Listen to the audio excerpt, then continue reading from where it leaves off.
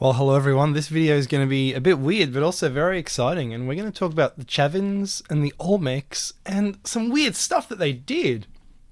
Now, as we all know, the Chavins, you know those huge megalithic cyclopean blocks in Peru? We shouldn't call them Inca. We should at least call them Chavins. I think they're way older. Chavins are about 1000 BC. And they appear to come from China. That's right. They appear to come from China. Now, Robert Schoch mentions that there was a huge palace coup at the end of the Shang dynasty in about 1122 BC. And there is a tradition that when the last emperor of that dynasty fell at the hands of his rivals, 250,000 people fled into the Pacific Ocean and no one knows what happened to them. And at the same time, the Chavin culture appears here in Peru and the Olmec culture appears in Mexico, and they both appear to be a bit Chinese. So they're Chinese who have mixed with the natives. So this is Chavin, and it looks like a Chinese dragon. That's Olmec in Mexico. That's weird. Now, the Olmecs are really weird. They are not just weird. They are really weird. See, I don't know what's going on here. This is... I don't want to know what's going on with this one. This is a bit weird. And we come to this, and so the Chavins were in Tiwanaku. So a lot of this stuff was tampered with by the Chavins, and we have this baby sun god. I've said he's basically Apollo. He's holding the two snakes. He's similar to Hercules. He's similar to baby Jesus, who is also venerated in the old world. And we're going to analyze this. And these are all the same thing. This is the profile view of the baby sun god. So he's actually got wings. He's actually like an angel. And we're going to totally rip this guy apart and analyze him. Over here, there are more baby sun gods. Up, down, up, down, up, down. What's going on? Let's have a look. So, this is the picture I want to look at because it's high detail. So here you've got two snakes coming out. Here are these snakes. He's got a snake belt. And I want to show you some interesting stuff. Here you've got another baby sun, and it appears to be crying. So there's an old saying, sweat of the sun, tears of the moon. So this is the moon god or the sun god, or they're mixed up. And he's inside a pyramid. So he's like a fire god in the pyramid. Pyramid means fire in the middle.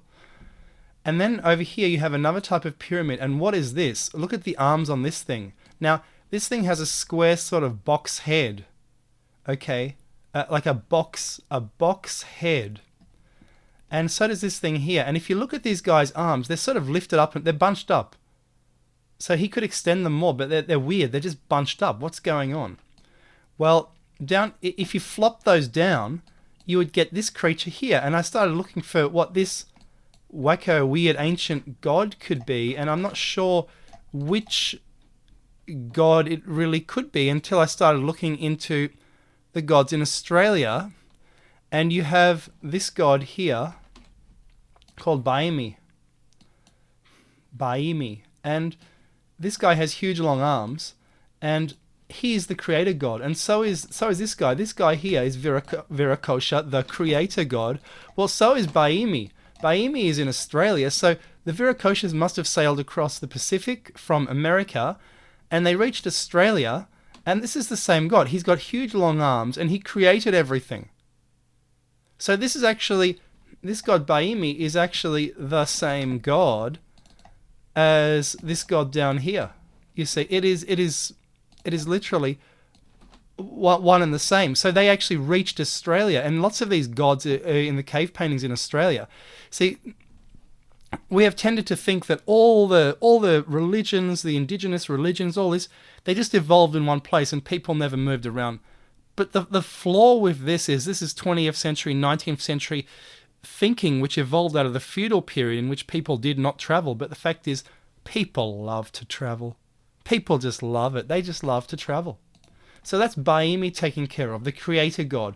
So what else do we have here? Well, this is actually the baby brother of another type of god, a different one, which is on the Raimondi Stela. Now, this is the Raimondi Stela, and this is a Chavin stela. And look at this. It's the same god. The square face. He's holding the two sticks or snakes. I don't know what they are in this. We've got two serpents twirled up the top.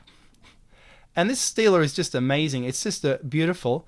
it appears to be he is connected to the tree of life. Now, the thing about this stela is it can be viewed upside down the same way as it can be viewed the right way up. So you've got faces. So apparently viewed this way, he looks like a reptile. And viewed this way, he's, I guess, the sun god. So this is just weird. Is there something technological to this? I've thought of this as a kind of multi-stage rocket in a way, because it is so similar to that. It is the Chavin. So that's the Chavin version, and that's the Olmec version. Sorry, the Mayan version. But this is different because this is also a tree of life. This is like a Celtic cross, because they're on the Atlantic side. They would have had influence from the Celts, from the Viracocha.